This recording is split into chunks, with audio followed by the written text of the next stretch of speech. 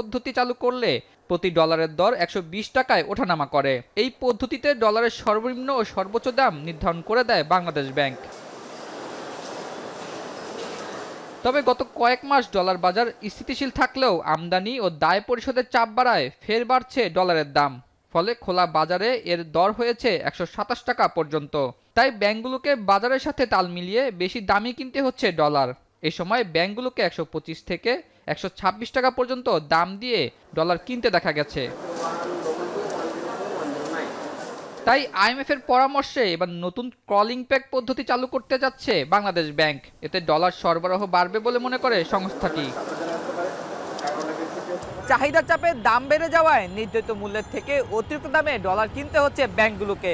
তাই আইএমএফ এর পরামর্শে আংশিক বাজার ভিত্তিক ডলারের দাম নির্ধারণ ব্যবস্থা চালু করতে যাচ্ছে কেন্দ্রীয় ব্যাংক। এতে ধারণা করা হচ্ছে দ্রুত সহনীয় পর্যায়ে নেমে আসবে ডলারের দাম।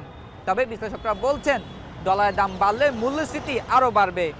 সেক্ষেত্রে অতি দ্রুত ডলারের দাম সহনীয় পর্যায়ে নামানো না গেলে ভোগান্তি বাড়বে সাধারণ মানুষের। নতুন এই পদ্ধতিতে ব্যাংকগুলোর কাছ থেকে বাজারের দাম সংগ্রহ করে সর্বনিম্ন ও সর্বোচ্চ দর নির্ধারণ করবে কেন্দ্রীয় ব্যাংক। আর সমন্বয় করা হবে অনেকটা স্মার্ট সুদহার নির্ধারণের পদ্ধতি অনুসারে। ফলে দ্রুত সংকট কমে যাবে বলে আশা প্রকাশ করেন বাংলাদেশ ব্যাংক। আপার লিমিট আর লোয়ার লিমিট যেটা আমরা সেট করে দিয়েছিলাম, এর মধ্যে হয়তো ব্যাংকগুলো থাকতে পারছে না। চাহিদা কি কি কারণে বেড়েছে, তার মধ্যে ইম্পোর্ট বেড়ে যাওয়ার সম্ভাবনা আছে, অন্য কারণেও থাকতে পারে। কি কি কারণ আছে এবং কিভাবে এটাকে অ্যাড্রেস করা হবে, ইতিমধ্যে এটা নিয়ে বাংলাদেশ ব্যাংক কাজ করছে। আমরা পর্যবেক্ষণে রেখেছি এবং আমরা আসলে এই ক্রলিং পেগটাকে আরেকটা নতুন নাম দিয়ে নিউ ক্রলিং পেগ এরকম একটা সিস্টেম নিয়ে একটা কর্মরেখা আমাদের এখানে ঠিক করা হয়েছে। অপরদিকে আংশিক নয়, পুরোপুরি বাজারের উপর দাম ছেড়ে না দিলে সংকট কাটবে না বলে জানান এই বিশেষজ্ঞ। ডলারের চাহিদার প্রেক্ষিতে যদি আমরা যোগানটা নিশ্চিত করতে না পারি, তখন হচ্ছে ডলারের দামটা বেড়েই যাবে। সুতরাং এরকম চাপিয়ে রেখে ডলারের দামটা একটা স্থিতিশীল রাখার যে প্রচেষ্টা, এটা অদূর ভবিষ্যতে বা লং টার্মে এটা আসলে সুখকর কোনো পরিস্থিতি বা সুফল এনে দেবে বলে মনে হয় না। এটা বাজারের উপরে ছেড়ে দেওয়া উচিত। ডলারের দাম সহনীয় করা না গেলে সুদ হার বৃদ্ধির সুফল মূল্যস্ফীতিতে দেখা যাবে না বলে মনে করেন অর্থনীতিবিদরা। আতাউর নিয়ন, এখন, ঢাকা। রূপপুর পারমাণবিক বিদ্যুৎ কেন্দ্রের যন্ত্রাংশ ও মালামাল আনার কথা বলে ৩৩৫ কোটি টাকা খরচে নির্মাণ করা হয় রূপপুর রেল স্টেশন। অথচ উদ্বোধনের ২ বছরেও মালামাল আসেনি একবারও। অযত্নে পড়ে আছে কোটি কোটি টাকার যন্ত্রাংশ। এ নিয়ে ২ প্রতিষ্ঠানের অভিযোগ পাল্টা অভিযোগে অনিশ্চিত রূপপুরের রেল স্টেশনের ভবিষ্যৎ। প্রধান উপদেষ্টার প্রেস সচিব শফিকুল আলম বলেন, অবহেলার অভিযোগ পেলে ব্যবস্থা নেওয়া হবে। বিস্তারিত সিফাত শাহরিয়ারের প্রতিবেদনে, ক্যামেরা ছিলেন রিপন হাসান।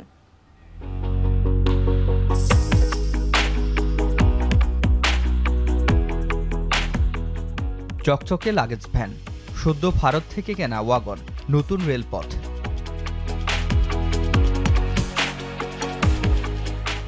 পাকশী রেল স্টেশনের দক্ষিণে পদ্মা নদীর তীরে ঠায় দাঁড়িয়ে আস্ত এক স্টেশন।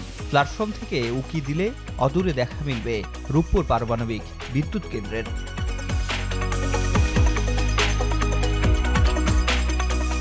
ট্রেন আছে, পণ্যবাহী সারি সারি ওয়াগনও আছে। নেই শুধু কোনো কার্যক্রম। মাসের পর মাস এভাবে পড়ে আছে শত কোটি টাকার সরঞ্জাম। কথা ছিল এই স্টেশনে আসবে রূপপুর পারমাণবিক বিদ্যুৎ কেন্দ্রের যন্ত্রাংশ ও মালামাল। এমন আশা দেখিয়ে প্রায় ২ বছর আগে এই স্টেশন উদ্বোধন করেন শেখ হাসিনা। অথচ ২ বছরে কোনো পণ্য আসেনি এই স্টেশনে। তাতে এটি এখন গোচারণ ভূমি আর পিকনিক স্পট। চালু থাকলে তো বাজান নিজেও বাঁচবো, বাজান লোকজন যাওয়া আসা করবে, 5টা মানুষ হাঁটবে, আমিও তো বাঁচবো বাজান। না চালু হয় তাহলে এলাকার লোক বাঁচতো, বহুত লোক কাজ কাম করে খাইতো। এটা ভূতের বাড়ি হয়েছে, এখন নিরাপত্তারা পাহারা দেয়, গরু ছাগল মানুষজন খাওয়ায়। মালগাড়িতে মাল নাই, এই নতুন মালগাড়ি ওই 1 সপ্তাহ পর পর আসে শান্ডিং মান্ডিং করে আবার চলে যায়।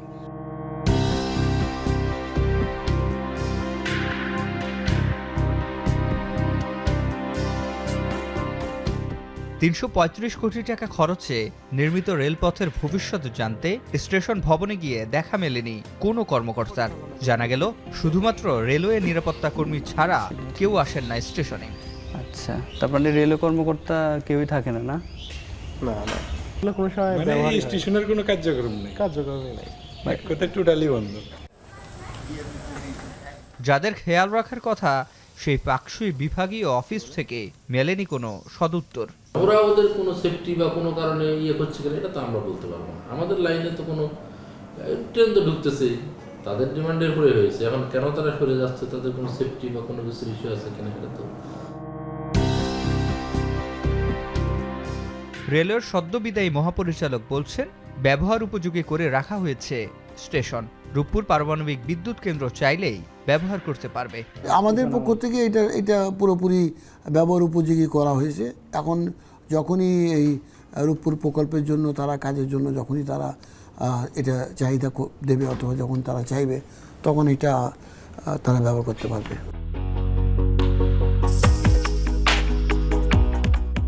যদিও রূপপুর পারমাণবিক বিদ্যুৎ কেন্দ্র নির্মাণ প্রকল্প পরিচালকের কণ্ঠে ভিন্ন সুর। বলছেন এটা রেলওয়ের উপর নির্ভর করে।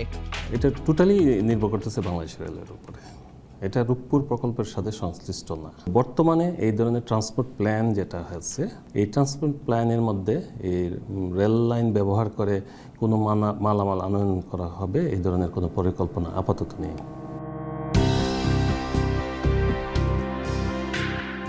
দুই প্রতিষ্ঠানের অভিযোগ পাল্টা অভিযোগে অনিশ্চিত রূপপুর স্টেশনের ভবিষ্যৎ। প্রধান উপদেষ্টার প্রেস সচিব শফিকুল আলম বলেন, অবহেলার অভিযোগ পেলে কঠোর ব্যবস্থা নেওয়া হবে। পুরো প্রজেক্টগুলো নেওয়াই হয়েছে হরিলুটির উদ্দেশ্যে।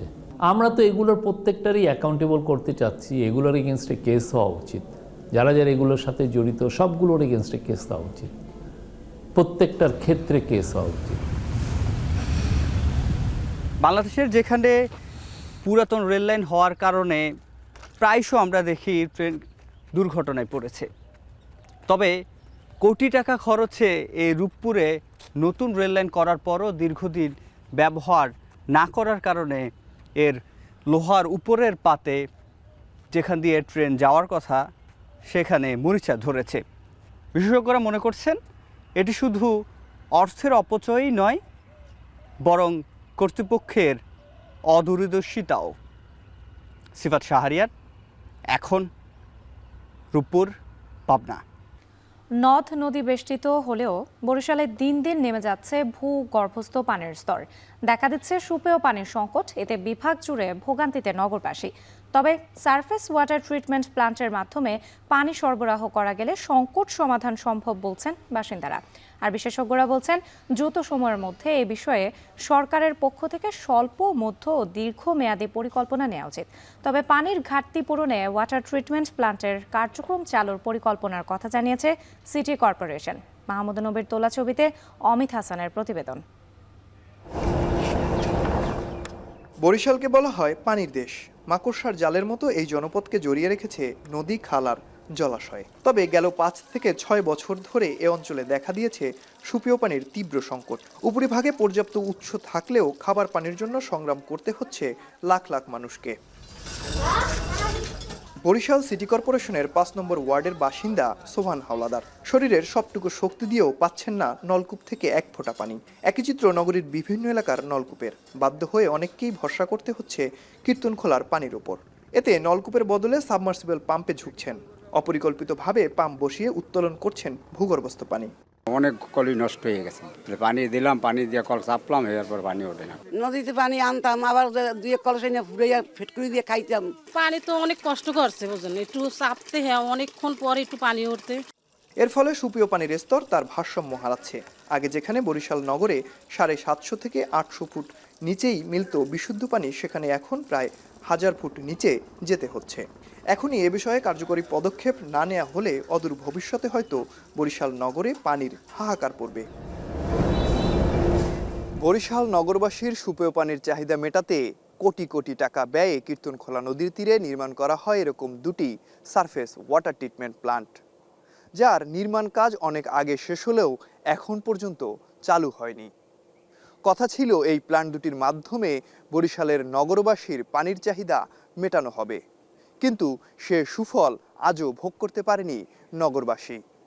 তবে খুব দ্রুত সময়ের মধ্যে এই প্ল্যান্ট দুটি চালু করা গেলে নগরীর পানির সংকট দূর হবে বলে মনে করছেন পরিবেশ ও জনসুরক্ষা ফোরামের এই আহ্বায়ক। বরিশাল সিটি কর্পোরেশন যে পানি সরবরাহ করে থাকে সেটিও খুবই অপ্রতুল এবং এ নিয়ে বিভিন্ন এলাকায় একটি হাহাকার তৈরি হচ্ছে। আমাদেরকে এর থেকে বেরিয়ে আসতে হলে ওয়াটার ট্রিটমেন্ট প্ল্যান্টের দিকে যেতে হবে। কালের বিবর্তনে বরিশালের প্রায় ৭০% জলাধারের অস্তিত্ব বিলীন হয়েছে। এতে কাজকর্মে ভূগর্ভস্থ পানির উপর ভরসা করতে হচ্ছে, যে কারণে নামছে পানির স্তর। বিশেষজ্ঞরা বলছেন, দ্রুত ব্যবস্থা না নিলে ভবিষ্যতে তা মহাবিপর্যয়ের কারণ হতে পারে। প্রতিনিয়ত এই লবণাক্ত পানি আমাদের এখানে আপনার এই সুপেয় পানিকে আপনার হচ্ছে পলিউশন করছে, বা আপনার অ্যাভেলেবল সারফেস ওয়াটারকে আপনার হচ্ছে লবণাক্ততার পরিমাণ বাড়িয়ে দিচ্ছে। এই অবস্থা যদি চলতে থাকে তাহলে অবশ্যই আমরা তীব্র খাবার পানি সুপেয় পানির সংকটে এই বরিশাল মহানগরবাসী পড়বে। বরিশাল মহানগরীতে প্রায় ৬ লক্ষ মানুষের বসবাস। এর বিপরীতে দৈনিক পানির প্রয়োজন ৭ লাখ লিটার। বর্তমানে সিটি কর্পোরেশন থেকে দৈনিক পানি সরবরাহ করা হচ্ছে ৩ লাখ লিটার। তবে ঘাটতি পূরণে ওয়াটার ট্রিটমেন্ট প্ল্যান্টের কার্যক্রম চালু সহ নানা ধরনের পরিকল্পনার কথা জানিয়েছে সিটি কর্পোরেশন। ৭ কোটি লিটার পানি যেন আমি ওয়াটার ট্রিটমেন্ট প্ল্যান্ট থেকে সরবরাহ দিতে পারি, এটা হলো আমার টার্গেট। এই টার্গেটের সামনে নিয়েই আমি এই দুইটাকে আমাদের হাতে নেওয়ার চিন্তা করছি এবং আরও নতুন প্ল্যান্ট, ওয়াটার ট্রিটমেন্ট প্ল্যান্ট স্থাপনের জন্য যোগাযোগ করব এবং রেইন ওয়াটার হারভেস্টিংয়ের জন্য প্রজেক্ট এইটা সহ আরও কিছু নতুন নেওয়া যায় কিনা আমি সেটা চেষ্টা করব। বরিশাল নগরে টিউবওয়েলের পানি ওঠা বন্ধ হয়ে গেছে অন্তত ৮ থেকে ১০ বছর আগেই। পানির চাহিদা মেটাতে নগরের বেলতলায় ২০১২ সালের ১৯ কোটি টাকায় ও নগরের রূপাতলীতে ২০১৩ সালে ২৪ কোটি টাকা ব্যয়ে দুটি সারফেস ওয়াটার ট্রিটমেন্ট প্ল্যান্টের কাজ শুরু করা হয়, যা এখনও চালু হয়নি। প্ল্যান্ট দুটি চালু হলে ভূগর্ভস্থ পানির উপর চাপ কমে আসবে বলে মনে করেন বিশেষজ্ঞরা। অমিত হাসান, এখন বরিশাল। সারা দেশে জেঁকে বসেছে শীত, বাড়ছে দিন ও রাতে তাপমাত্রার পার্থক্য। এ নিয়ে আরও জানাতে বরগুনা থেকে জিয়াদ মাহমুদ ও রাজশাহী বিনোদপুর এলাকা থেকে যুক্ত হচ্ছেন মাসুমা আক্তার। প্রথমে জিয়াদের কাছে জানতে চাই, বরগুনার শীতের তীব্রতা কেমন, আজকে জেলার সর্বনিম্ন তাপমাত্রা কত জানাবেন। রাত্রি আবার পেছনে দেখছেন যে এটি লঞ্চ ঘাট এবং এর পেছনে যে লাইটার জাহাজ বেড়ে সেই ঘাটে, তারপরে ট্রলার ঘাট। মানে সকাল থেকেই এখানে শ্রমিকের যেখানে আগে মিলন মেলা থাকতো, তো এখানে আজকে দেখেছি তেমন কোনো শ্রমিকের উপস্থিতি নেই। শীতের কারণে এবং যে বৈরী আবহাওয়ার কারণে এখানকার শ্রমিকের কিন্তু আনাগোনা কমছে এবং শ্রম ঘন্টা কমেছে। বিশেষ করে যারা খেটে খাওয়া মানুষ রয়েছেন, রিক্সা চালক, ভ্যান চালক কিংবা লঞ্চ ঘাট শ্রমিক কিংবা পরিবহন শ্রমিক রয়েছেন, তাদের উপস্থিতি সকালে কিন্তু কিছুটা কম থাকে। এতে শ্রমঘন্টা কমার পাশাপাশি তাদের আয়ও কিছুটা কমেছে। এবং সর্বনিম্ন তাপমাত্রার কথা যেটি বললেন, সেটি উত্তরাঞ্চলের মতো যে একেবারে পারদের সর্বনিম্ন স্তরে না থাকলেও এখানে যে সমুদ্র তীরবর্তী স্থান হয়, এখানে নাতিশীতোষ্ণ অবস্থা বিরাজ করে। তবে এখানে আমরা দেখেছি যে কয়েকদিন ধরেই ১৪ থেকে ১৬ ডিগ্রি সেলসিয়াসের মধ্যেই কিন্তু সর্বনিম্ন তাপমাত্রা থাকছে। এর ফলে এখানকার মানুষ যারা রয়েছেন তারা একেবারে সর্বনিম্ন তাপমাত্রায় এখানকার কাজকর্ম করতে অভ্যস্ত না থাকলেও এই তাপমাত্রায় তারা কিন্তু ২-১ ঘন্টা পিছিয়ে গেছেন বলে আমাদের জানিয়েছেন। তো আরো একটি বিষয় লক্ষণীয় যে সর্বোচ্চ এবং সর্বনিম্ন তাপমাত্রার ব্যবধান যদি ১০ ডিগ্রি সেলসিয়াস বা তার বেশি থাকে, তাহলে কিন্তু শীতের অনুভূতি বেশি হয়। এবং আপনাকে আরেকটি বিষয় জানিয়ে রাখি যে আমরা দেখেছি যে সকাল থেকে বৃষ্টিপাত হচ্ছে বরগুনাতে, এবং আবহাওয়া অধিদপ্তর যেটি আমাদের জানিয়েছে যে বঙ্গোপসাগরে একটি সুস্পষ্ট লঘুচাপ সৃষ্টি হয়েছে। এর ফলে এই বৃষ্টিপাত কিন্তু অব্যাহত থাকতে পারে এবং বেলা বাড়ার সাথে সাথে যদি বৃষ্টিপাত বাড়ে, তাহলে কিন্তু এখানকার কৃষকরা নানাবিধ সমস্যায় পড়বেন। বিশেষ করে আমন ধান রয়েছে মাঠে এবং সেই আমন ধান কিন্তু কাটা এখনো সম্পূর্ণ হয়নি। এখানেও একটি বিষয় আপনাকে জানিয়ে রেখে যে জলবায়ুগত কারণে, পরিবর্তনগত কারণে এবং যে আবহাওয়া তারতম্যের কারণে উপকূলের চাষাবাদের সময়কাল যেমন পিছিয়ে এসেছে, তেমনি এখানকার যে ফসল ঘরে তোলার সময়ও কিন্তু কিছুটা পিছিয়ে এসেছে। এর ফলে উত্তরাঞ্চলে আমরা এখন যেখানে আমন ধান কাটা সম্পূর্ণ হয়ে গেছে, সেখানে দক্ষিণাঞ্চলের এই বরগুনা জেলায় কিন্তু এখনো প্রায় ৭০ থেকে ৮০% কিন্তু আমন ধান এখানে রয়েছে এখানকার মাঠে। কৃষি অফিসের যেটি তথ্য সেটি, এবং এই আমন ধান নিয়ে কিন্তু কৃষকরা বিপদে পড়বেন যদি বৃষ্টি বাড়ে, এবং সেই বিপদ কিন্তু কোটি কোটি টাকা ছাড়াতে পারে বলছেন এখানকার কৃষকরা। তো বরগুনাতে এখন যে পরিস্থিতি বিরাজ করছে তার সর্বশেষ তথ্য ছিল এতটুকুই। রাত্রি এবার যেতে চাই মাসুমার কাছে। মাসুমা, জানাবেন উত্তরের শীতের কি অবস্থা, কিভাবে শীত মোকাবেলা করছেন এই জনপদের মানুষ?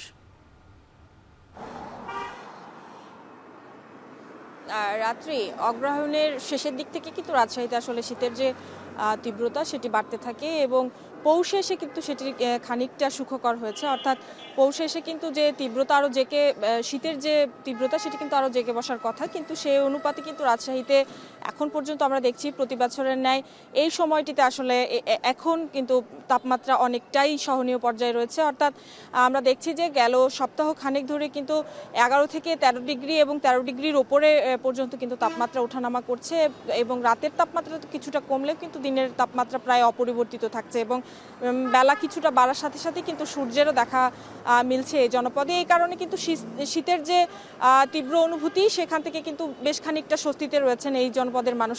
একটু জানিয়ে রাখি যে আজকেও কিন্তু ভোর 6টায় সর্বনিম্ন তাপমাত্রা রেকর্ড করেছে রাজশাহী যে স্থানীয় আবহাওয়া অফিস রয়েছে সেখানে কিন্তু 13.6 ডিগ্রি সেলসিয়াস, যেটি গতকালকে ছিল 13.0 ডিগ্রি সেলসিয়াস, এবং বাতাসে কিন্তু আর্দ্রতার পরিমাণ 97%। এই কারণে কিন্তু আমরা দেখছি যে প্রতিদিনের তুলনায় আজকে ভোরবেলাতেও কিন্তু আমরা ঘন কুয়াশা এবং হিম যে বাতাস সেটির মাত্রাও কিন্তু অনেকটা কম পেয়েছি, এবং হালকা থেকে মাঝারি কুয়াশার যে পূর্বাভাস আবহাওয়া অফিস দিয়েছিল সেটিও কিন্তু আজকে আমরা লক্ষ্য করেছি সকাল থেকে কিন্তু বেশ সেটাই স্বাভাবিক ছিল, এবং সেখানে কিন্তু কোনো রকমের কুয়াশা সেভাবে পড়েনি। এবং এতে করে আমরা দেখেছি যারা প্রাতঃ ভ্রমণে বেরিয়েছেন সকালে ভোর থেকে যারা বের হন প্রতিদিন, তাদেরও কিন্তু উপস্থিতি আজকে নগরীর রাস্তাগুলোতে বেশি ছিল, এবং মহাসড়কের যানবাহনের চলাচলও কিন্তু অন্যান্য দিনের তুলনায় আজকে বেড়েছে। পাশাপাশি আমরা দেখেছি শ্রমজীবী মানুষ যারা রয়েছেন তাদের সংখ্যাও কিন্তু গুরুত্বপূর্ণ মোড়গুলোতে বেশ খানিকটা রয়েছে, এবং আমরা দেখেছি গত দিনগুলোর তুলনায় আজকে মানুষের উপস্থিতি বেশ খানিকটা বেড়েছে, এবং চায়ের টং থেকে শুরু করে অন্যান্য দোকানপত্র সেগুলো কিন্তু অনেক সকাল থেকেই খুলতে শুরু করেছে, এবং আমরা দেখেছি রাস্তায় কিন্তু যে কর্মচঞ্চলতা, আসলে শ্রমজীবী এবং নিম্ন আয়ের খেটে খাওয়া মানুষ যারা রয়েছেন তাদের উপস্থিতিও বেশ খানিকটা বেড়েছে।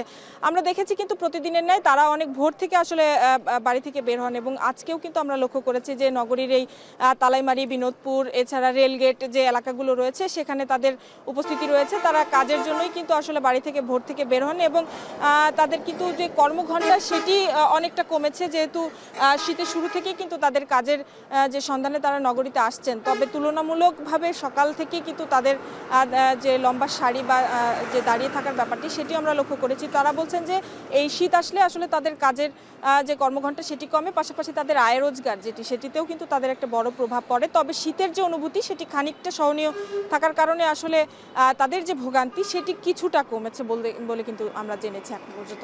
এই ছিল আমার কাছে শীতের সর্বশেষ। বরগুনার রাজশাহী থেকে যুক্ত ছিলেন সহকর্মীরা, জানাচ্ছিলেন শীতের তীব্রতার খবর। পদ্মা নদীতে নাব্য সংকট ও ডুবোচরের কারণে প্রতিদিনই পণ্যবাহী কোস্টার জাহাজ আটকা পড়েছে মানিকগঞ্জের আন্থার মানিকঘাটে। বিপাকে পড়েছেন ব্যবসায়ী ও জাহাজ মালিকরা, তাই দ্রুত কার্যকর পদক্ষেপ নেয়ার দাবি তাদের। আসাদ জামানের প্রতিবেদন। বর্ষার পানি কমার সাথে সাথেই পদ্মা নদীর বুকে জেগে উঠেছে অসংখ্য ডুবোচর।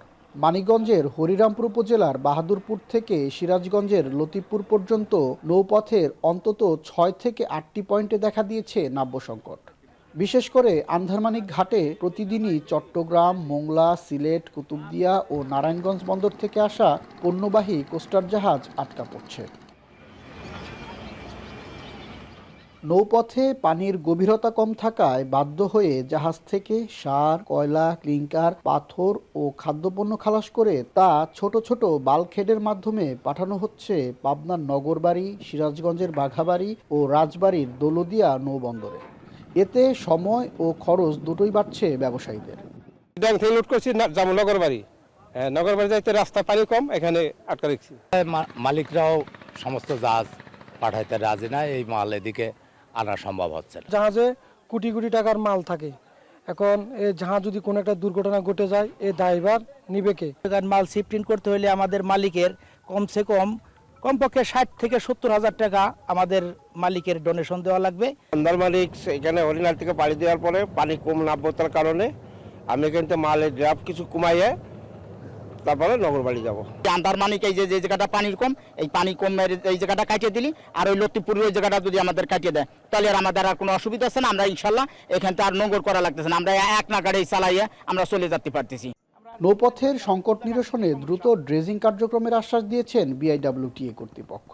আমাদের গত সপ্তাহে আমাদের এই জায়গায় হাইড্রোগ্রাফিক জরিপ হয়েছে, ঠিক আছে, হাইড্রোগ্রাফি জরিপটা এখন আমাদের অনুমোদন অপেক্ষা আছে। অনুমোদন হলে আমরা খুব দ্রুততম সময়, হয়তো 1 সপ্তাহ 10 দিনের ভিতরে আমরা ওই জায়গায় 2টা ড্রেজার এঙ্গেজ করবো। নাব্য সংকটের কারণে প্রতি বছরই এই সময়টাতে দুর্ভোগে পড়তে হয় এই পথে চলাচলকারী জাহাজগুলোকে। শিগগির ড্রেজিং কার্যক্রম চালু না হলে অনিশ্চয়তার মুখে পড়বে জাহাজ চলাচল, এমনটাই জানিয়েছেন জাহাজ সংশ্লিষ্টরা। আসাদ জামান, এখন, মানিকগঞ্জ। নিয়ম ভঙ্গ করে নাটোর সুগার মিলের সাবেক ডিজিএমকে সুবিধা দিতে গিয়ে হাজারো চাষিকে সংকটে ফেলেছেন কর্তৃপক্ষ। মিল এলাকার বাইরে থেকে কৃষকের আখ সাবেক ওই কর্মকর্তা নিজ নামে যোগান দেয় সরবরাহপত্র, সংকটে আখ দিতে পারছে না চাষিরা। ফলে জমি থেকে সময় মতো আখ কাটতে না পারলে রবি শস্য উৎপাদন নিয়ে বিপাকে পড়তে হয় চাষিদের। মিল কর্তৃপক্ষ বিষয়টি স্বীকার করে সাবেক কর্মকর্তাকে আর সুবিধা না দেওয়ার কথাও জানান। নাটোর থেকে মাহবুব হোসেনের প্রতিবেদন, ছবি তুলেছেন জাহিদুল ইসলাম সুমন। নাটোর সুগার মিলে পুরোদমে চলছে আখ মারাইয়ের কাজ। ট্রাক্টর সহ বিভিন্ন যানবাহনে মিলে আনা হচ্ছে আখ। তবে এই আখ সংগ্রহ নিয়ে রয়েছে স্থানীয় কৃষকদের বিস্তর অভিযোগ। নিয়ম নীতি না মেনেই চলছে পুরো প্রক্রিয়া। সুগার মিলে আখ সাধারণত সরবরাহ করেন স্থানীয় চাষিরাই, কিন্তু এখন মিল কর্তৃপক্ষ সরাসরি কৃষক নয়, কিনছে নির্দিষ্ট ব্যক্তির মাধ্যমে। কৃষকদের অভিযোগ, এতে করে সরকার নির্ধারিত দামে চাষিদের কাছ থেকে না কিনে অন্য মিল জোন থেকে আখ কিনে মিলে সরবরাহ করছেন নির্দিষ্ট ব্যক্তি। এতে করে আখ সরবরাহপত্র পাচ্ছে না কৃষকরা। চাষিরাই পর্যাপ্ত সরবরাহপত্র না পাওয়ায় একদিকে খেতেই নষ্ট হচ্ছে আখ, অন্যদিকে ব্যাহত হচ্ছে রবি শস্য চাষাবাদ। তো আজ কিছুদিন যাবত খুবই সংকট, আমরা ঠিকমতো পুঁজি পাচ্ছি না, মাঠের থেকে আখ নিয়ে আসতে পারতেছি না। লাল ফুলের কুশালের জন্য আমার সেন্টারের কুশালগুলো ঠিক মতন আসছে না। ঈশ্বরদী মেলের মাল এখানে দিচ্ছে, তাহলে নাটোর তো লস খাবে। তবে নিজের বিরুদ্ধে ওঠা অভিযোগ মানতে নারাজ মিলের সাবেক এই কর্মকর্তা। জানান, মিলের সহযোগিতার জন্যই বাইরে থেকে আখ সরবরাহ করতেন তিনি। গোপালপুর এরিয়ার আমার নিজের কেন আমি নিজে আনতেছি, আবার কোনো সময় আমি বর্ডার বেল্টের কেন যদি যারা মনে করেন যে ভবিষ্যতে গুড়ের দাম বাড়লে মাড়াই করবে রাইখে দিত, এরকম তামালতলা এরিয়া, গোয়াস এরিয়া, এরকম ধরনের এরিয়ার 2-4টা আসলে সেইগুলাকেও আমি হেল্প করে এই মিলে দিচ্ছি। নির্দিষ্ট ব্যক্তিকে বাড়তি সুবিধা দেওয়ার বিষয়ে স্বীকার করে এটি দ্রুত বন্ধের আশ্বাস কৃষি কর্মকর্তার। আর অন্য মিল জোন থেকে আখ সরবরাহের কথা স্বীকার করেন মিলের ব্যবস্থাপনা পরিচালক। আমাদের একজন বড় চাষি, সে ওনার নিজের আখ হয়তো থাকে, কিছু লোক আবার ঢুকতেও পারে, এটা আসলে সব তো কন্ট্রোল করা সম্ভব না, একজনের উপর দিতে আরেকজন দেয়। যেহেতু এটা নিয়ে রিপোর্ট হয়েছে, আমরা এটা আপাতত বন্ধ করে দিচ্ছি। কোটা অনুযায়ী তার কাছে তো পুঁজি থাকে, সে হয়তো বা আমার যেটা যেই কয়েক গাড়ি আখ ঢুকেছে, সে হয়তো বা নিজের এইখানকার আখটা না দিয়ে ওইখানকার আখটা এখানে করেছে। এটা আমার নলেজে আসার সাথে সাথে তাৎক্ষণিকভাবে এটা বন্ধের ব্যবস্থা গ্রহণ করা হয়েছে। মিল কর্তৃপক্ষের এমন আচরণে সংকটে পড়েছেন কৃষকরা। ন্যায্যতার ভিত্তিতে আখ সরবরাহ নেওয়া না হলে আগামী মৌসুমে আখ চাষ এবং চিনি উৎপাদনের উপর প্রভাব পড়ার আশঙ্কা চাষিদের। মাহবুব হোসেন, এখন, নাটোর। নড়াইলের সদর হাসপাতালে 115টি পদের বিপরীতে চিকিৎসক আছেন মাত্র 61 জন। শূন্য পড়ে আছে 87টি পদ। ফলে ব্যাহত হচ্ছে চিকিৎসা সেবা। হাসপাতালে এসে চিকিৎসা না পেয়ে বেশিরভাগ সময় রোগীকে যেতে হচ্ছে রাজধানীতে। এতে দুর্ভোগে পড়েছেন রোগী ও স্বজনরা। একই অবস্থা জেলায় প্রতিটি উপজেলা স্বাস্থ্য কমপ্লেক্সের। নড়াইল থেকে ইমরান হোসেনের তথ্য ছবিতে প্রতিবেদন। নড়াইল সদরের দারিয়াপুর গ্রামের সন্তান সম্ভবা আফরোজা বেগম। গর্ভবতী এই নারী নড়াইল সদর হাসপাতালে এসেছিলেন সন্তান প্রসব করানোর আশায়। তবে চিকিৎসক সংকট ও বেশ কিছু জটিলতায় তাকে রেফার করা হয় যশোরে। তবে কৃষক পরিবারের এই রোগীকে যশোরে নিতে অ্যাম্বুলেন্স বাবদ বাড়তি অর্থ খরচ হয় পরিবারের, সেই সঙ্গে পড়তে হয় ভোগান্তিতে। রোগী ফুলিছে, তা বলতেছে যে এখানে ওর বাচ্চা ম্যানেজার কোনো নেই, আইসিইউর ব্যবস্থা নেই, আপনারা যশোর মেডিকেলে নিয়ে যান।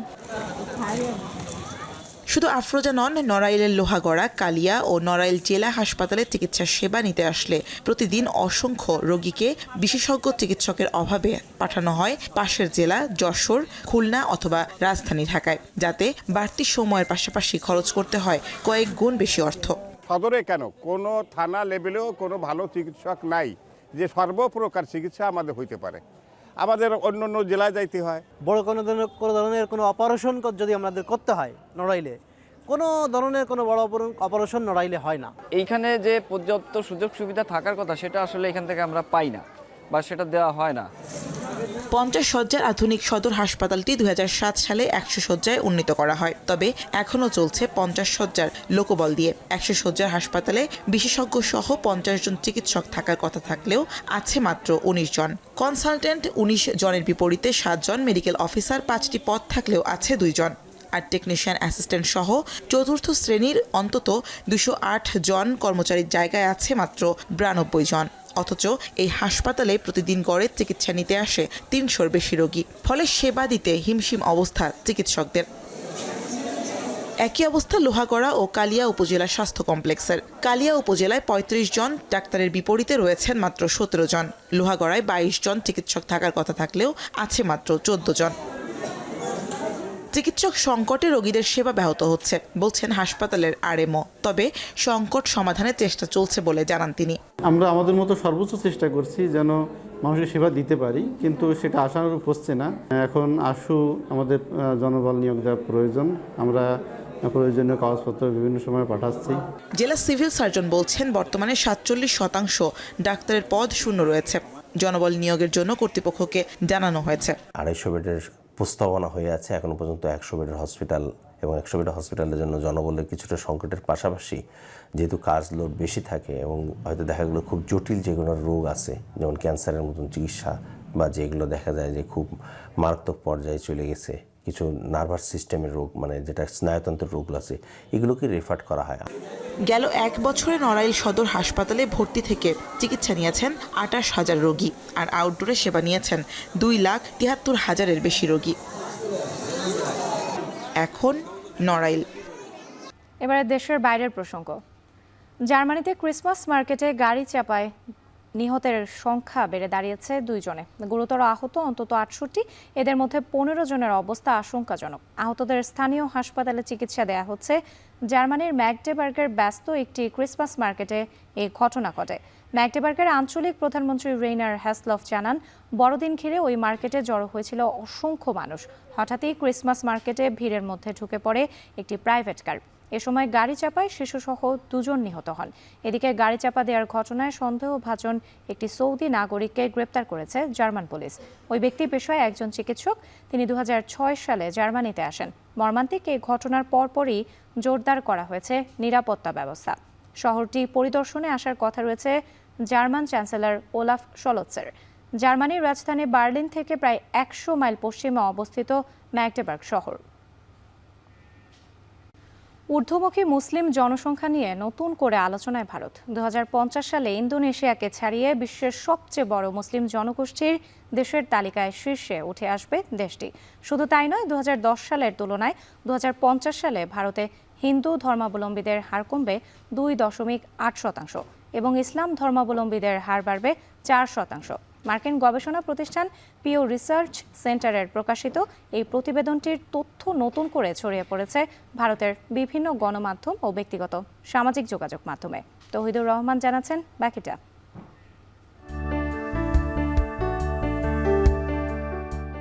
2050 সালে ইন্দোনেশিয়াকে ছাপিয়ে বিশ্বের সবচেয়ে বড় মুসলিম জনগোষ্ঠীর দেশ হবে ভারত। শুনতে অবাক লাগলেও এক গবেষণা প্রতিবেদনের এই তথ্য নিয়ে সম্প্রতি আবারও আলোচনায় 140 কোটি জনসংখ্যার দেশ ভারত। আর তখন দেশটির মুসলিম জনসংখ্যা বেড়ে দাঁড়াবে 31 কোটিরও বেশি। মার্কিন গবেষণা প্রতিষ্ঠান পিউ রিসার্চ সেন্টার পিআরসির বরাত দিয়ে দেশটির বিভিন্ন গণমাধ্যম ও ব্যক্তিগত সামাজিক যোগাযোগ মাধ্যমে ছড়িয়ে দেয়া হচ্ছে এই তথ্য। এর আগে পিআরসি প্রকাশিত গবেষণা তথ্যে দেখা যায় ভারতে ১৪২ কোটি ৮৬ লাখ থেকে বেড়ে ২০৫০ সালে দেশটিতে জনসংখ্যা দাঁড়াবে ১৭০ কোটিতে, যেখানে হিন্দু ধর্মাবলম্বীদের সংখ্যা হবে ১৩০ কোটি আর মুসলিম জনসংখ্যা হবে ৩০ কোটিরও বেশি। অর্থাৎ ২০১০ সালের সঙ্গে তুলনা করলে ২০৫০ সালে ভারতে মোট জনসংখ্যায় হিন্দু ধর্মাবলম্বীদের হার কমবে ২.৮%। বিপরীতে ইসলাম ধর্মের মানুষের সংখ্যা বাড়বে ৪%।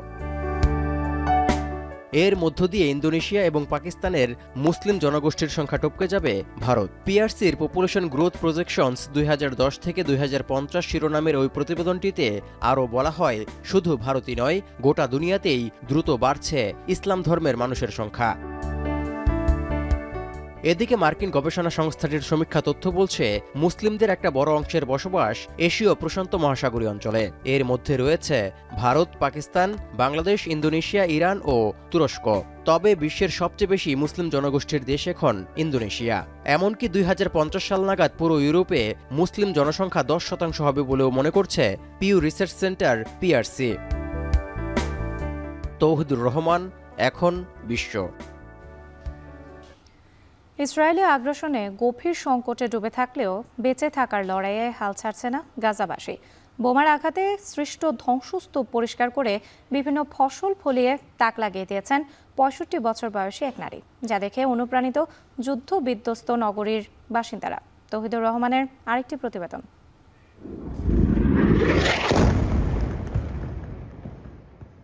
ভয়াবহ ইসরায়েলি আগ্রাসনে ফিলিস্তিনের অবরুদ্ধ গাজা উপত্যকা রূপ নিয়েছে ধ্বংসস্তূপের নগরীতে। বোমার আঘাতে বাড়িঘর ধুলোর সঙ্গে মিশে যাওয়ায় ২৩ লাখ বাসিন্দার প্রায় সবাই এখন বাস্তুচ্যুত। বিভিন্ন স্কুল ও অস্থায়ী তাঁবুতে ঠাঁই নিয়েও রেহাই নেই। সবকিছু তছনছ করে দেয়া নগরীতে ১৪ মাস পরে এসে বর্বরতার মাত্রা আরও বাড়িয়েছে ইসরায়েলি বাহিনী। এতে করে কঠিন হয়ে পড়ছে বাড়িঘর হারা মানুষের জীবনযাত্রা। খাদ্য, ওষুধ ও সুপেয় পানির সংকট করুণভাবে ভোগাচ্ছে। দুষ্প্রাপ্য হয়ে উঠছে খাবার পানি। যতটুকু মিলছে তাও সুপেয় না হওয়ায় বাড়ছে পানিবাহিত রোগ।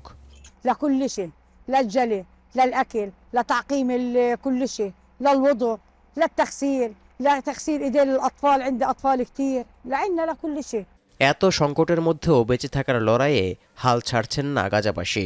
ইসরায়েলি আগ্রাসনে ধ্বংসস্তূপের মধ্যে উকি দেয়া এক টুকরো এই সবুজ ফসলি মাঠ তারই প্রতিচ্ছবি, যেখানে ৬৫ বছর বয়সী নারী আয়েশা আল দাহিসের হাত ধরে জন্মেছে পেঁয়াজ, রসুন, লেটুস ও পালং শাক সহ বাহারি সবজি। এখান থেকেই চলছে ৯ সদস্যের পরিবারের ভরণ পোষণ। فلما فكرت في جوع الأصغر وقعدوا يعيطوا لا في طحين ولا في حاجة، كنا عايشين على المعلبات اللي هي البازل الفاصوليا ويقعدوا يعيطوا يقولوا هذا مش قوت إلنا। মৃত্যুপুরীতে রূপ নেয়া গাজা উপত্যকায় ৬৫ বছর বয়সী এই নারীর ক্ষুধা নিবারণের যুদ্ধে অনুপ্রাণিত অনেকেই। খাদ্যপণ্যের চরম সংকট ও অর্থনৈতিক দুরবস্থায় যুদ্ধ বিধ্বস্ত গাজার অন্যান্য বাসিন্দারাও ফসল ফলানোর দিকে ঝুঁকছেন। তৌহিদুর রহমান, এখন বিশ্ব। শেষ করছি এখন সকাল, তার আগে শিরোনামগুলো আরও একবার। ফের অস্থির ডলারের বাজার। আইএমএফ এর পরামর্শে আংশিক বাজার নির্ভর বিনিময় হার নির্ধারণ করতে যাচ্ছে কেন্দ্রীয় ব্যাংক।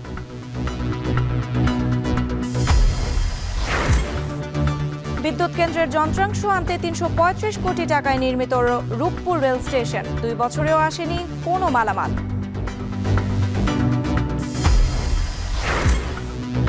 নদীবেষ্টিত বরিশালে নামছে ভূগর্ভস্থ পানির স্তর। সুপেয় পানির তীব্র সংকট, দ্রুত ব্যবস্থা না নিলে বিপর্যয়ের শঙ্কা।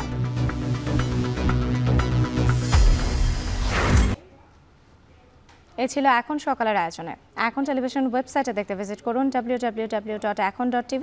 এছাড়া ফেসবুকে দেখতে ভিজিট করুন facebook.com/tv.ekon এবং ইউটিউবে এখন টেলিভিশন দেখতে ভিজিট করুন youtube.com/c/ekontv।